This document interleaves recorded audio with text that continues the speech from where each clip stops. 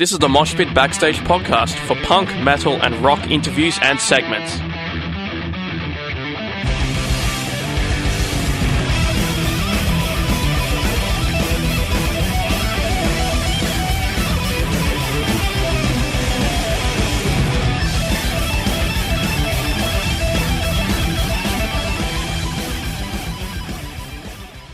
Hey, it's Adam from Slowly Building Weapons, and you're listening to Moshpit on SYN.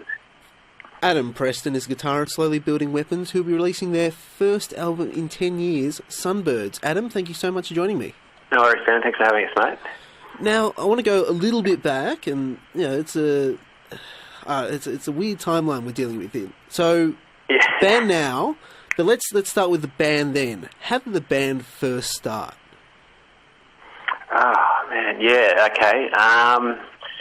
It was probably early 2001 or 2. And, yeah, I had moved to Sydney from, like, the North Coast and been in Sydney for a while, was looking for people to play music with. Found a guy who I knew from up north as well. We started writing a bit of music and then actually put an ad in like our street press in Sydney, the Drum Media. Went through that whole thing, and through that met a few people, but met Nick, who became our singer, vocalist, and he brought along Craig as well as part of the deal, and who played bass in the sort of first version of the band, and now plays bass and guitar. And yeah, so we were just a few guys in Sydney with no real idea what we were doing, and just trying to get a start. And sort of goal was to like play a show in Sydney and that kind of thing. It was pretty small beginnings. The name Slowly Building Weapons, where did that come from? It's not the most exciting story, unfortunately. It's just from emails back and forth with the other guitarist that I started the band with. And one day he wrote Slowly Building something in an email. I forget what it was. Actually, no, it was something Building Weapons, because he was working on code for something, and it kind of went from there. I kind of liked the Building Weapons thing, and then a friend suggested the slowly part, and it kind of became this kind of nice idea for us. It was not necessarily about like bombs and that sort of thing. It was just sort of slowly sort of building up defenses or skills or sort of things like that. Not really necessarily about like guns and violence and that sort of thing. You've got this band, you've got a name, you're doing your thing. You release your first album, but, like, what happens after that? Yeah, I mean, I guess in between being a band and that album, like, it was a pretty long sort of journey, I guess. Like I said, we sort of didn't have much of an idea and was figuring everything out. And so we were a band for quite a few years. Before that, we did a few EPs that were pretty average, which is sort of like the rite of passage, I guess. And then, we started, I guess, probably 2005 or something like that, working really hard on like our first album, and it came out a few years later, I think 2007. It's sort of one of those things. People that heard it seemed to be complimentary, people from other bands we were playing with seemed to really like dig it and stuff like that. But I don't know, we weren't expecting great things, but it sort of definitely didn't change things greatly for the band. We sort of continued on for another maybe 12 months, maybe a bit longer. Started writing another album and got a few songs into that and ran out of steam, I think, and just kind of decided to call it a day. I think like 2008, I think, when we played our last show. In the interim between you guys coming back together and you guys departing, Like, were you doing anything musically, creatively? Yeah, we all kind of kept at it in different forms. Nick, who's a singer I mentioned, and Craig, they worked on a project for a while called Moonboat. And call it a project. I guess it's important. Partway after the band finished up, Nick was around in Australia for a while, and then he moved to Japan. So we sort of stayed in touch. Nick and Craig had this Moonboat project, which was like a sort of more recording-based project. And Nick had come back to Australia every now and then to work on that. They did a couple of albums, and I was involved a little bit on their second one. Got to kind of like write a song and play a bit of guitar. So, and then I played in a band called At Dark for a fair while with a few of the guys from like Low and We Lost the Sea and that sort of thing. And that was just like a fun live band, and we put out a few EPs and that sort of thing. So we didn't sort of head off and put our instruments away or anything like that, and then kind of rekindle the flame later on. We're all still floating around, just doing bits and pieces.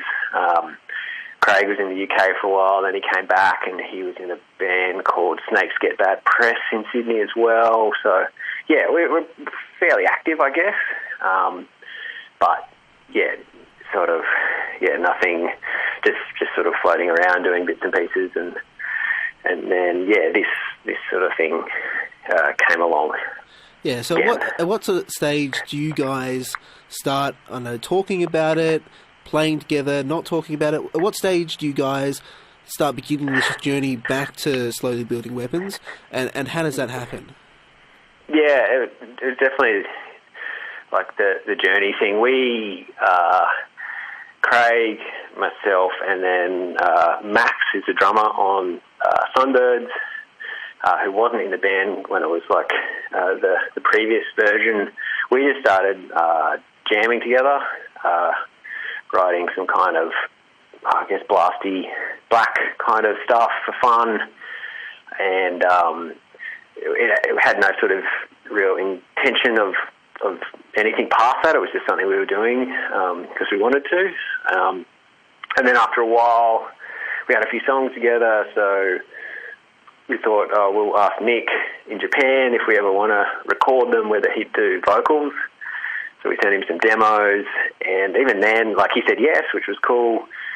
But even then, it wasn't like, oh, hey, it's slowly building weapons again. It was just more like, oh, it's cool, Nick will do vocals, and let's keep pushing on with it. And it was actually quite a fair way into what became this album, like a long way in before it, I guess, we sort of started to talk about it when we started to hear all the elements come together, because we had to record it a bit differently. You know, we weren't all the band in one room. Nick was in Japan. We were recording stuff here and sending it over. And it wasn't really till he started sending things back with his voice on it and all these new elements as well that I guess the idea, it just started to think, oh, maybe we've kind of accidentally started slowly again. It just started to sound like, to me at least, what we might have sounded like 10 years on, not us trying to recreate anything, just like, it's kind of cool, this is probably can't really see how this isn't slowly building weapons. Yeah, definitely. You're sending stuff back and forth.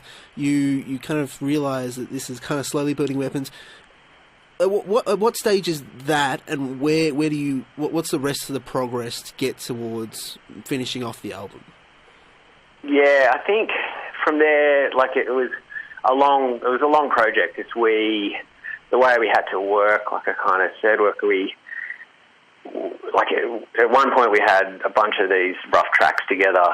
We recorded them with Tim Carr, just the music, just playing live. We just did it in 2 days, and that's all the sort of the bass, drums, guitar, most of it you hear on the album. That was done just in that couple of days in the studio in Sydney. And then we sent it to Nick, and we started sort of building the tracks into songs from there. And then once we sort of decided that, hey, it's probably going to be slowly building weapons again. Then even from there, it was another, it was like 18 months, I think, because it was such a slow process. It wasn't really like, you're not a big pro band in a studio on it every day. It's like working on it and then, emailing ideas back and forth. Nick's got really bad internet, even though he's in Japan somehow.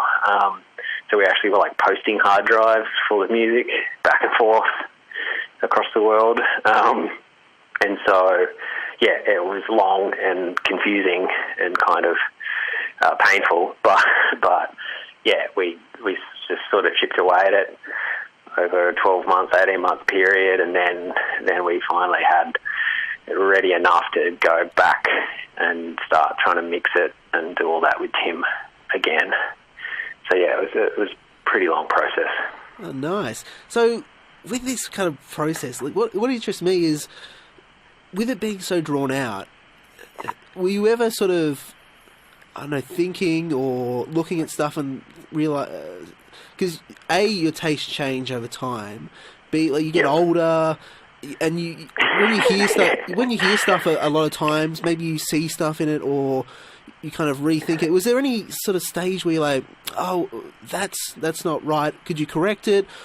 How did that all work? Like you're changing your perspective over this extended period of time. Yeah, it definitely. Like you get, there's like benefits to that process because, like you said, the repetition of hearing things over and over again. I think it's a good way to sort of flesh out what you think's good and not. If you're in a room with a bunch of guys playing music loud in a rehearsal space or whatever, and you've had a few beers and it all feels great, then that's one thing. But when you've been hearing this one part on your computer alone in your bedroom for like a year, it makes it a lot easier to go, okay, that's rubbish. And you also get cabin fever with the whole thing. So there was definitely bits of it where we were like, oh, it's rubbish. The whole thing has to go. We've got to start from scratch. And then you'd move on to a next phase of it and be like, okay, maybe this could be okay. It's not like a normal band where you get to test songs out live and all that. You're just kind of in isolation.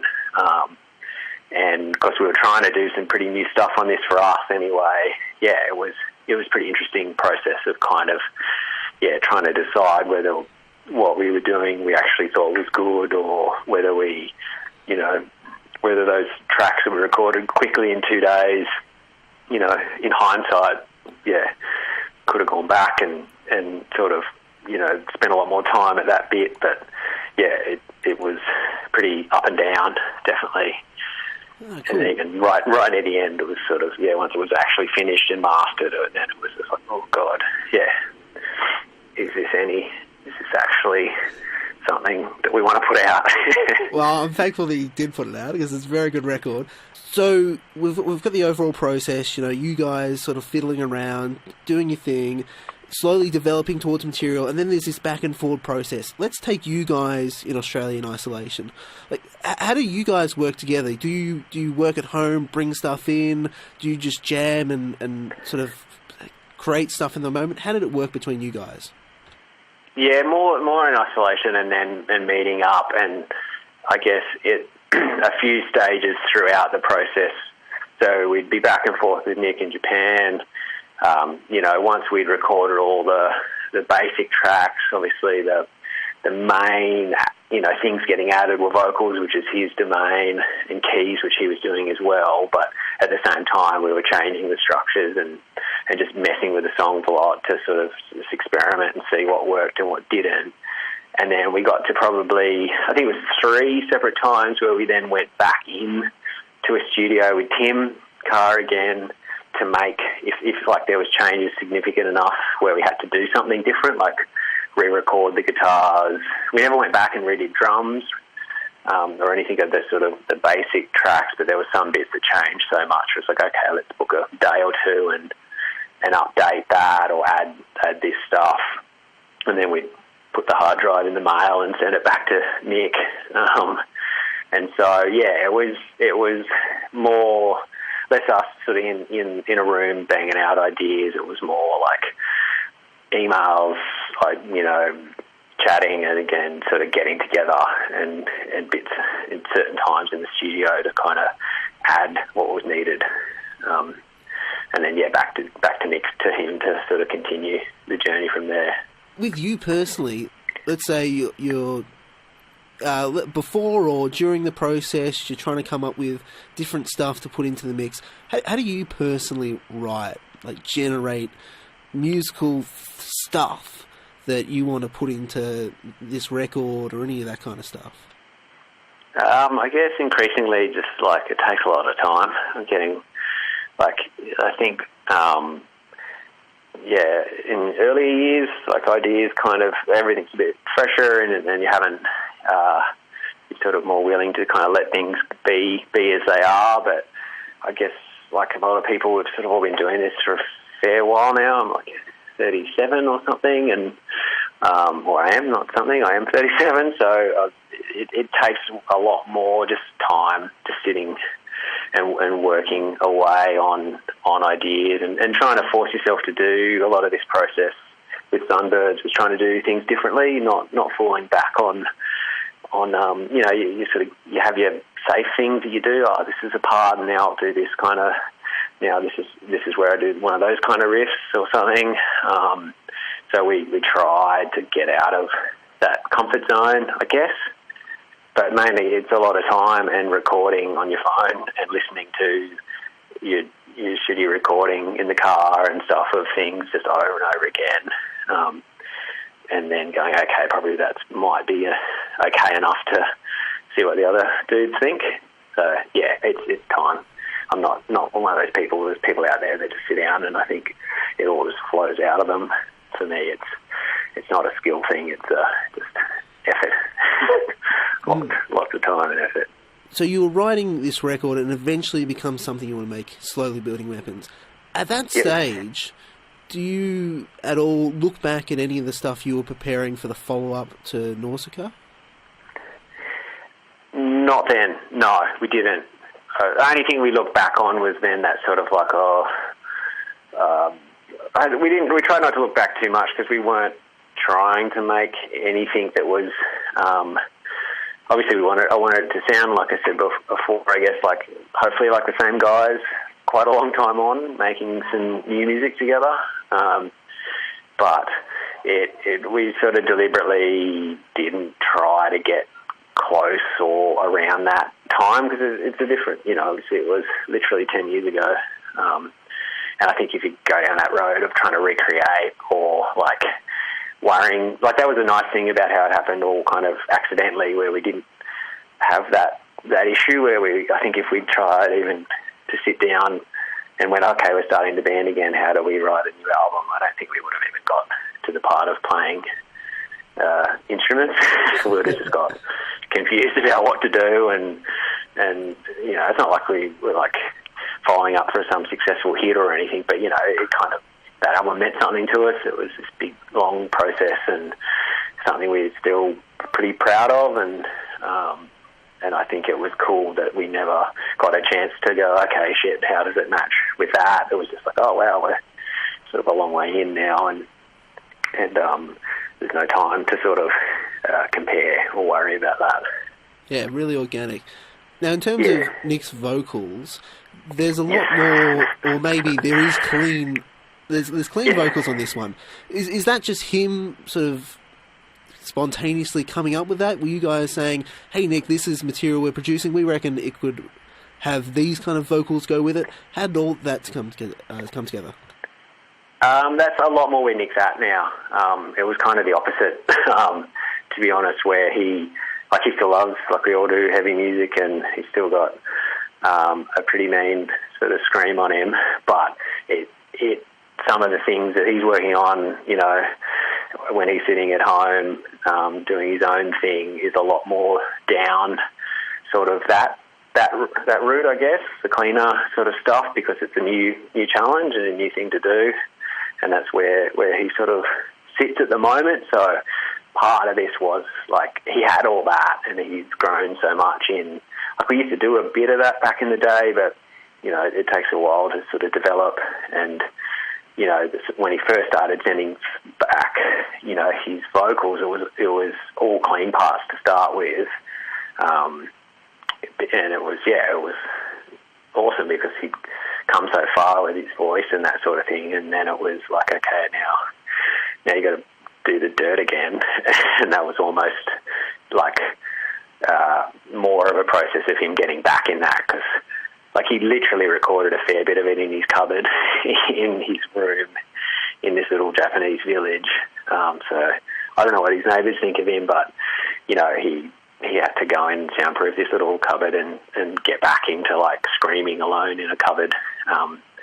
So yeah, I think that part evolved a bit too, and he's always great, but you found more of that old Dirt Nick vocals as we went along. And then it was just about trying to find a nice balance between, the cleans to give you sort of a breath, and then back to the dirt. Tracks like Sunforest, Sunbirds and Horses, I think they kind of show some of the really interesting growth that you're talking about.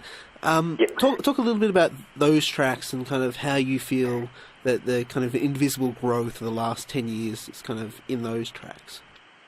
Yeah, I reckon like one like Sunforest, that's a track where I'm hoping I think we're a band again now, like we are, and I think that is like not all that we can do, but like that was one of the ones where we'd been in the process for a fair while and we're starting to get in the swing of it, and I think we decided by then that we were slowly building weapons again, and then it's like, okay, let's start pushing, and so that was sort of, we didn't set any sort of anything was up for grabs. That song sounded obviously pretty different when we first recorded it as a guitar, bass and drums thing, and yeah, that sort of stuff, and Sunbirds, and like you said, is sort of us starting to feel comfortable, I think, and going, okay, well, let's try this. And yeah, I mean, that Sunforest song took I don't know, I don't want to think about how long that song took, but it was sort of like, yeah, it's something I'm happy that we sort of gave ourselves a chance to try and make music like that, and I think hopefully it turned out. Yeah. No, it definitely did. So Craig, your bassist, is a graphic designer, which is very handy to have as part of being always a band. How do you go about creating the artwork for the album? Yeah, I mean, it all kind of, that side of it fell together. Like we had a working title, like as usual, like everyone, we had like working titles for these songs that I still, when you say Sunforest, like that was a name given to that song late in the piece. It's another name to me. And then, one of the names of another song which stuck was Sunbirds. And that was sort of, that came from me writing some music in a sunroom, like trying to writing these darkish sounding songs, and it was in a sunroom on a nice day, and in Sydney, and birds are chirping outside, and that contrast thing sort of became one of the sort of concepts of the album, which is, hopefully you can hear in there, it's just, Nick calls it damaged warmth, which I really like. It's like trying to bring some of the darker sounding things, but then also having some light around the edges.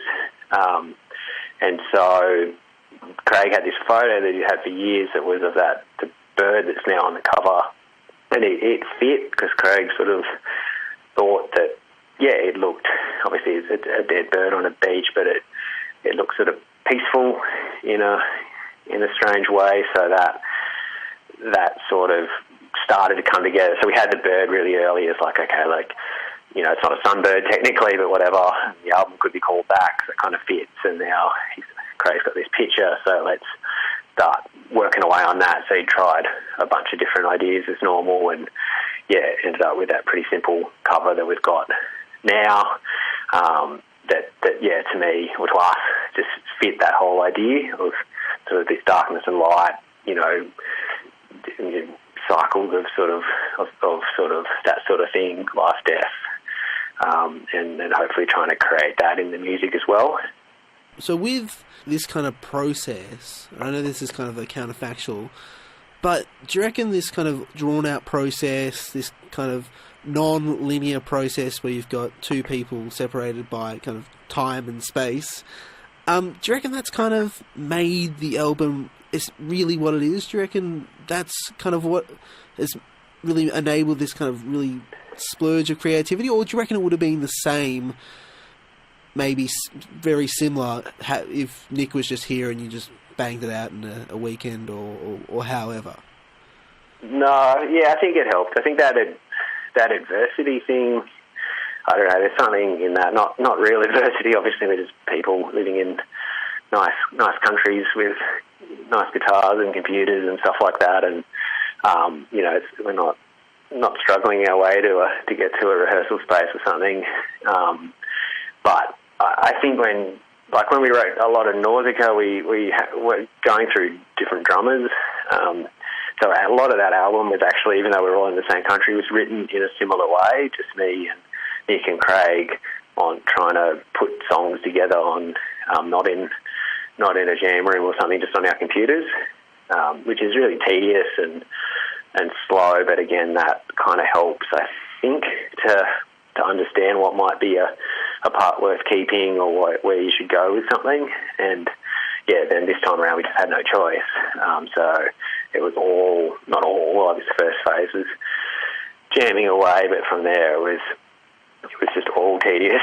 But that, I think it helps. You got so long to chuck things on your phone and listen to them and go, okay, that's worth pushing, that idea, or like, okay, that didn't work. So yeah, I think it would have been pretty different if we were all together. I don't know what it would have sounded like, but yeah, I think it kind of helps when you're really stuck and you're like, okay, I got no choice. Let's make this work. A couple of questions about you. When do you first start listening to music? Oh wow.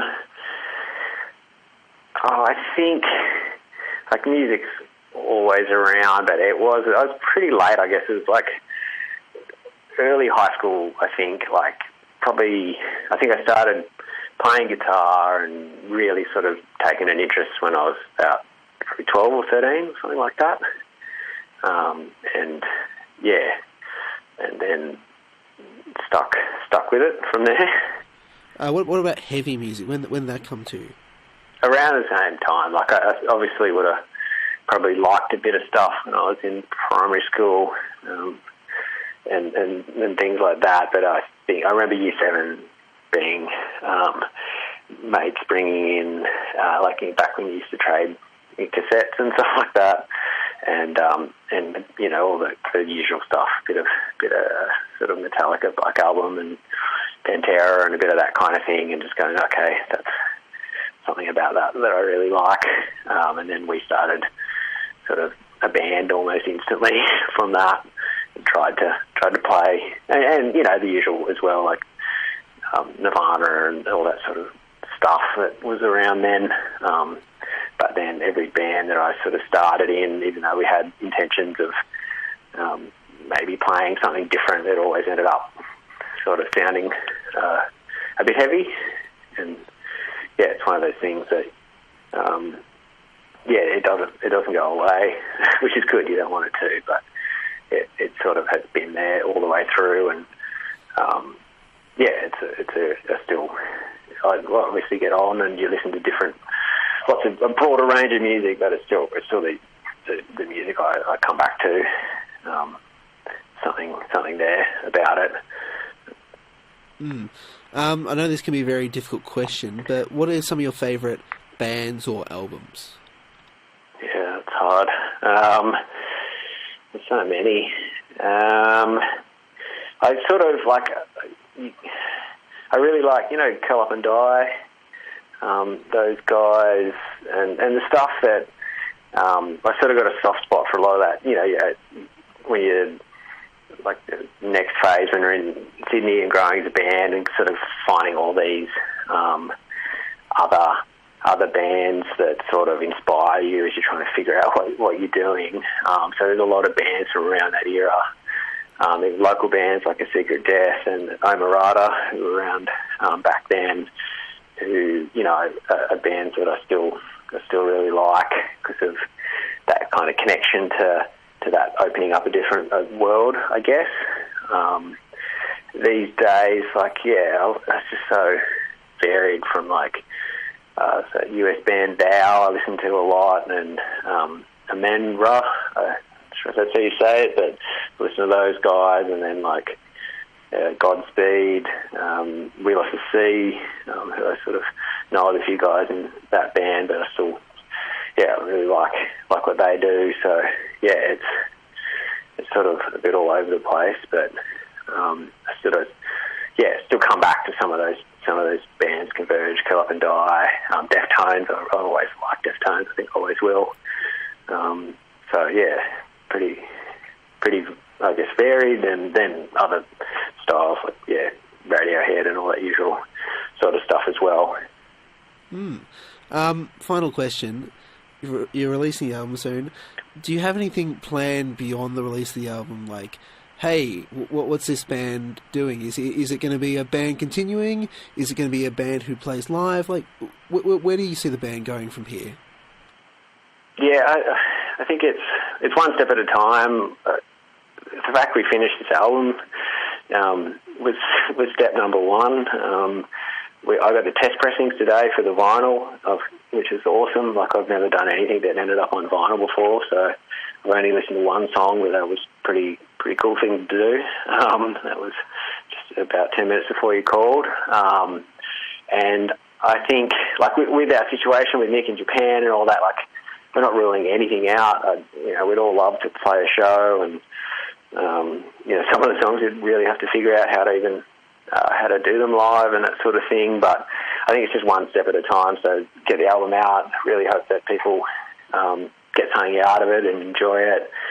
If there's sort of if we feel good about that, then maybe we could work towards playing shows, because it was so long ago that we did the original writing of it. Like, obviously Craig and I and Max and all that are still hanging out, and we jam every now and then, and me and Craig have been writing a lot for something that might be, a follow-up. So yeah, I hope so. I hope it's not this thing where we do this and then disappear. It'd be cool if we could continue doing it, yeah, for sure.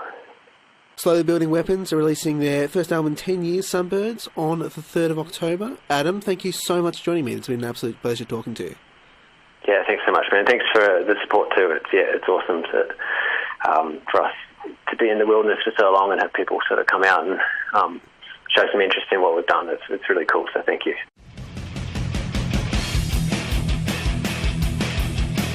Thanks for listening to the Moshpit Backstage podcast. You can subscribe to us on iTunes and Omni.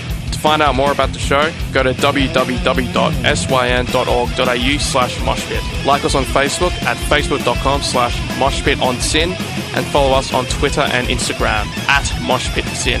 The regular Moshpit radio show broadcasts punk, rock and metal tunes and interviews every Thursday nights on Syn 90.7 on FM and digital radios. Listeners outside of Melbourne, Australia can stream Syn 9.7 online at www.syn.org.au. Thanks to Vintage Ruin for the music. Hi, this is Tommaso from Flashgun Apocalypse. Hi, I'm Enid from Girls School. I am Phoebe Pinnock from Heavenly Axe. Hey, this is Gary Olney of the Misfits. Hey, this is Kat Sproul from Horizon's Edge, and you're listening to the Moshpit on Syn FM.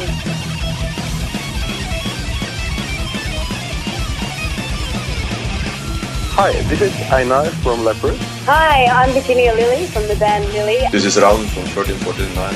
Hey, what's up, everybody? This is Ali from Zebrahead.